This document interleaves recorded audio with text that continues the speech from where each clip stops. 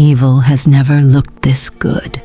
In the golden age of cinematic villains, these icons didn't just hunt their prey. They hypnotized us with every smirk, every whisper, every lethal step. What made them so unforgettable? Was it their hypnotic charm, their razor-sharp wit, or simply the fact that they made evil look good? Tonight, we explore the most stunning, sophisticated, and sinister villains of the era.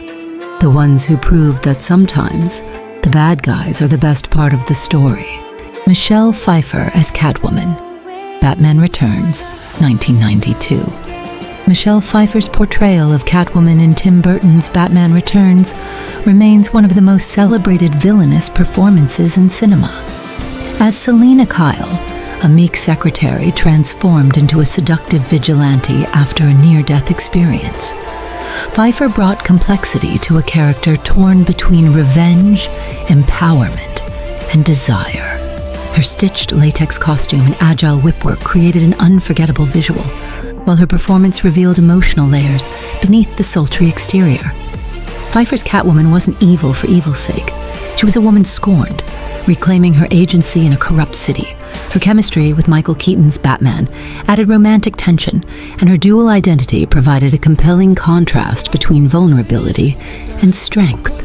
Critics praised her performance for its depth and unpredictability. Off-screen, Pfeiffer trained extensively to master the whip and the demanding stunts. The costume was notoriously tight, requiring baby powder to don and limited breathing while filming.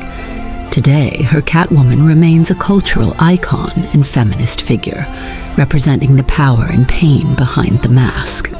She was seductive, yes, but underneath that latex was a woman ready to burn the system down. Glenn Close as Alex Forrest, Fatal Attraction, 1987. Glenn Close's chilling portrayal of Alex Forrest in Fatal Attraction set a new benchmark for psychological thrillers.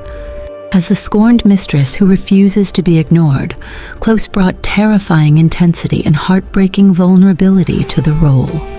Her character spirals from an emotionally wounded lover to a dangerous stalker, culminating in one of the most iconic third acts in film history.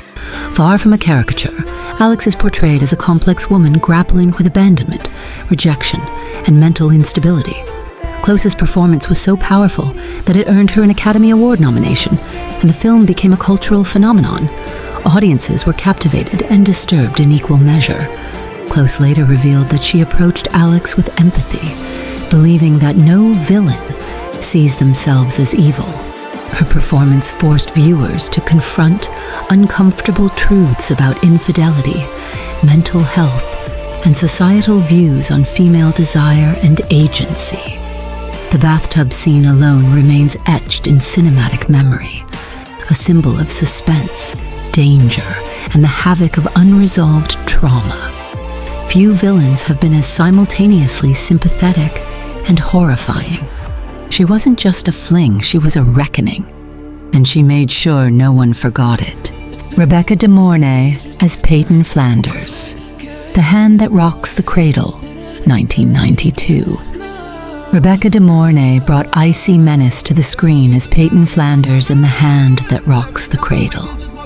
After losing her baby and husband due to a sexual misconduct accusation against him, Peyton seeks revenge on the woman she blames. De Mornay's beauty and grace cloaked a calculating and cold mastermind who embedded herself into a family's life as a seemingly perfect nanny. Her performance was praised for its quiet intensity. Her character wasn't loud or outwardly chaotic, but meticulous and terrifyingly composed. She sabotages the mother, emotionally manipulates the child, and creates paranoia and instability with chilling ease. De Mornay's ability to transition from warm caretaker to unhinged villain makes Peyton one of the era's most haunting antagonists. Her performance was central to the film's commercial success and critical acclaim. The role cemented De Mornay's status as a queen of psychological thrillers, and her portrayal remains a textbook case of how beauty and benevolence can mask true evil.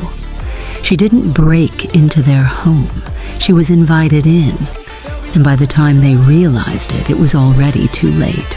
Jennifer Jason Leigh as Hetty Carlson, single white female, 1992. Jennifer Jason Leigh took psychological obsession to new heights in single white female.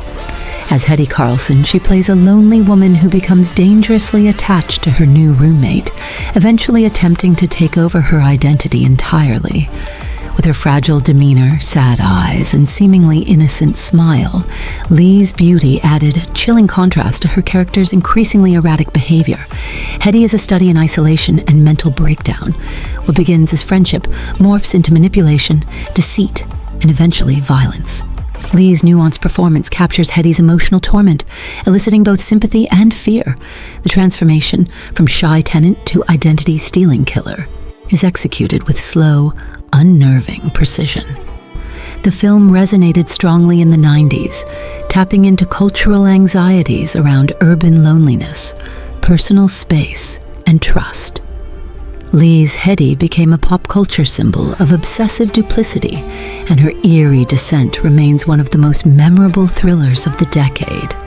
Jennifer Jason Leigh earned widespread praise for bringing gravitas and complexity to a role that could have easily become cliché. Instead, she made Hetty unforgettable. She didn't just want to be your roommate. She wanted to become you. Linda Fiorentino as Bridget Gregory. The Last Seduction, 1994. Linda Fiorentino delivered one of the most cold-blooded performances of the decade as Bridget Gregory in The Last Seduction. Her character is a con artist and manipulator who uses her intelligence and sexuality to dominate everyone she encounters. From the very beginning, Bridget steals money from her husband and vanishes, setting off a series of psychological traps for anyone who tries to stop her. Fiorentino's performance is layered with dry wit, moral detachment, and predatory confidence. Bridget is unlike any female character seen before, unapologetic in her cruelty and unsentimental in her execution. She doesn't just outsmart her male counterparts, she humiliates them. Critics praised Fiorentino's performance for redefining the femme fatale archetype. Her role was so compelling that the film became a cult favorite, despite being released on cable first. Fiorentino won the New York Film Critics Circle Award and received universal acclaim for bringing to life a villain who broke all the rules. Bridget Gregory isn't just a villain. She's a force of nature with a killer smile. She didn't need a weapon. Her mind was the deadliest thing in the room. Kathleen Turner as Mattie Walker, Body Heat, 1981. Kathleen Turner's breakout role in Body Heat introduced a new kind of femme fatale, one that mixed classic noir with modern sensuality. As Mattie Walker, Turner embodied mystery, elegance, and ruthless ambition.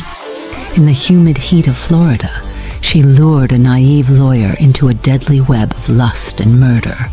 Turner's voice, deep, sultry, and commanding, became her trademark and added to Mattie's dangerous charm.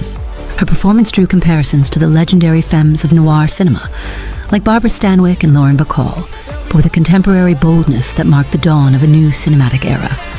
Mattie is not just a beautiful seductress, she's a mastermind. Every gesture, every glance is calculated. Turner's portrayal was critically acclaimed, and Body Heat became a sleeper hit that helped usher in a wave of neo-noir thrillers. Turner turned heads, not just for her physical beauty, but for creating a character whose intelligence and manipulations were chilling. Mattie remains one of the best written and best performed femme fatales of the 1980s. In the sweltering heat, she melted hearts and moral compasses with the same intensity. Faye Dunaway as Joan Crawford, Mommy Dearest, 1981. Faye Dunaway's performance in Mommy Dearest might not be a traditional villain role, but as the terrifying portrayal of Hollywood icon Joan Crawford, she delivered a performance so haunting that it turned her into a cinematic antagonist. Dunaway's Crawford was glamorous, commanding, and cruel. The film, based on the memoir by Christina Crawford, painted a portrait of an abusive and obsessive mother hidden behind a mask of stardom. Dunaway's portrayal was intense, emotional, and often terrifying. Her beauty juxtaposed against her rage made the character all the more jarring.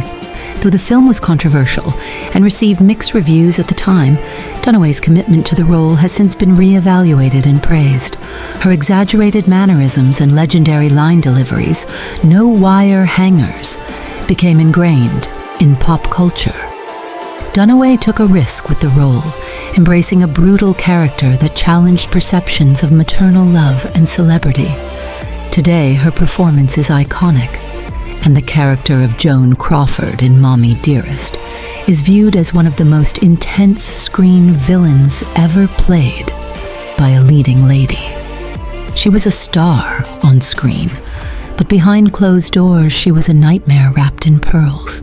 Demi Moore as Meredith Johnson, Disclosure, 1994. In Disclosure, Demi Moore flipped the script on gender power dynamics as Meredith Johnson, a stunning, assertive executive who uses her beauty and position to manipulate and harass her subordinate. Moore's portrayal of a woman abusing her authority was groundbreaking and polarizing. Moore played Meredith with icy confidence and sexual aggression, upending the traditional roles of victim and predator. Her wardrobe, voice, and posture all reinforced her dominance in the workplace. When her advances are rejected, she initiates a campaign to destroy her victim's career and credibility. The film sparked national debate about sexual harassment, corporate politics, and gender roles. Moore's performance was controversial, but bold. She didn't shy away from the character's villainy. Instead, she embodied it unapologetically. Demi Moore received praise for her fearlessness, even as critics debated the film's messaging. As Meredith, she brought glamour and ruthlessness to a role that forced viewers to examine uncomfortable truths about power. She shattered the glass ceiling, then used the shards as weapons. From Catwoman's whip-smart vengeance to Meredith Johnson's corporate seduction, these femme fatales weren't just beautiful. They were complex, commanding, and unforgettable. They broke rules, rewrote tropes, and shattered expectations. Whether they were driven by revenge, desire, or power, one thing is clear. These women weren't just villains. They were icons. Fatal Beauty isn't just a tribute. It's a reminder that danger never looked so good.